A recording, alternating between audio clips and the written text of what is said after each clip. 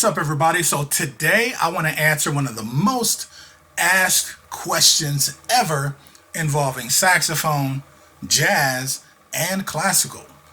That question is, can I use my classical saxophone mouthpiece to play jazz? Let's get to it.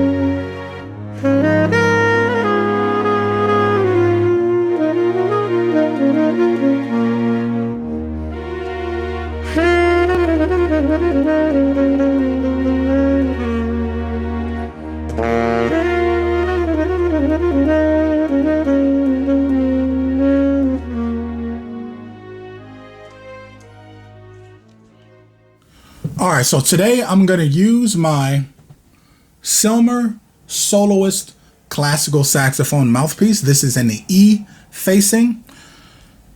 I use this as my main classical saxophone mouthpiece. I have not done any work, any adjustments of any kind whatsoever on this mouthpiece.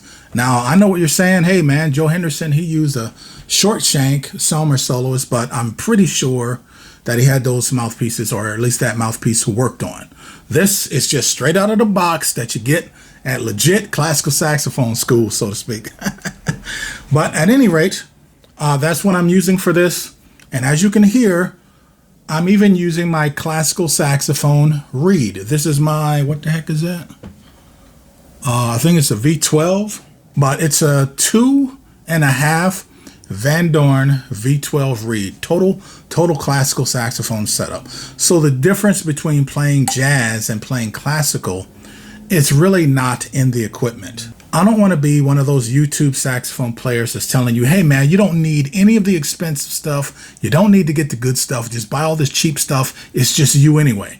Because that's just really not the case. If it was the case, nobody would be buying good stuff. We buy the good stuff for a reason.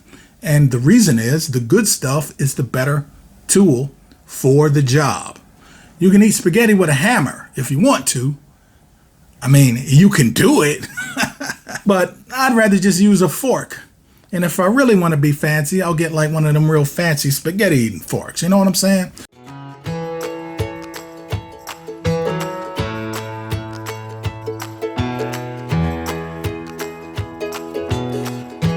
A really good question is, what are you doing differently from your jazz playing to your classical playing?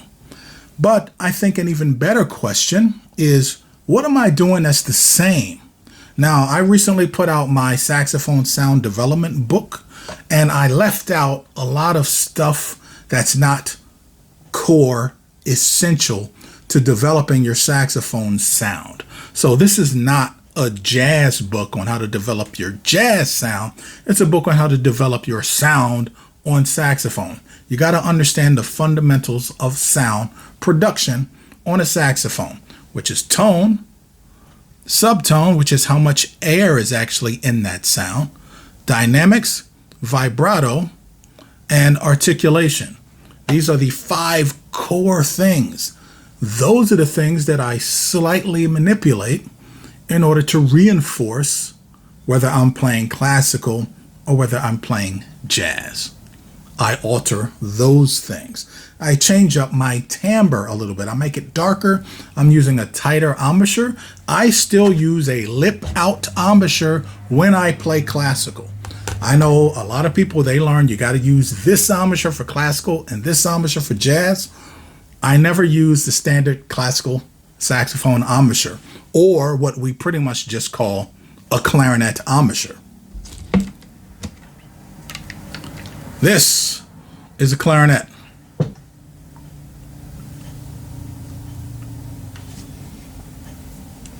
You can see this downward facing position that the clarinet enters the mouth and is in the embouchure. You have to play clarinet this way. You can play it like this, but you're going to get a different kind of sound.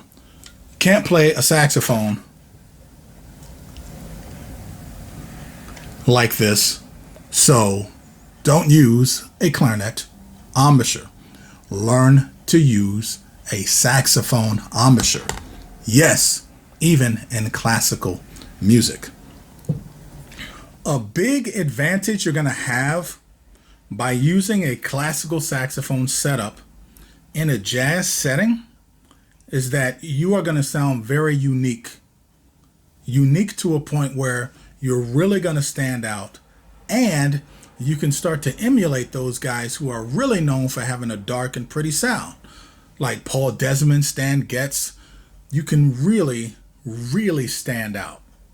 Problems start to occur when you try to play with a saxophone ensemble, like a saxophone quartet, and you're doing take 5 or something like this. But when you're in a setting like that, how you blend with everything is going to be hugely important. And you're going to want to sometimes sit above that. If you're a tenor player and you're a soloist, or if you're playing soprano, alto, if you're playing bari, you can get buried in the mix big time. And it gets even worse when you start playing in big band, where you're going to get destroyed. You're gonna get destroyed. If you're playing in rock bands, you're doing funk, you really start to run up into the limitations of having a unique quality sound like that one. Plus, a lot of the high end that you hear in your sound is going to get rolled off in the mix, and it's going to also be eaten up. It's going to be cannibalized by other instruments that are playing in that register. So even if you brighten your sound with a jazz mouthpiece, you can still wind up getting demolished. Trumpets can really take the edge off of your sound that you're trying to put out there, and then you wind up having problems hearing yourself. So it's not just a problem of volume, it can be a problem of tone, which is why in my book, we got to focus on tone and subtone, how much of that air, how much of that other quality in the sound you can have in your sound to manipulate it when you start to play with a trumpet player or another saxophone player, alto, flute, clarinet, whatever. So, all right, ladies and gentlemen, I've been meaning to make a video talking about mouthpieces, specifically using classical in a jazz setting. So I have my Altissimo books for alto and tenor. I have my All Things Diminished book for all instruments. And of course, I have my saxophone sound development book for all saxes and any style. So if you like this kind of content, you want to support the channel, you can buy me a piece of cake. It's like a Kickstarter, Patreon type of program, but you make a little donation and that helps immensely with the channel being able to grow.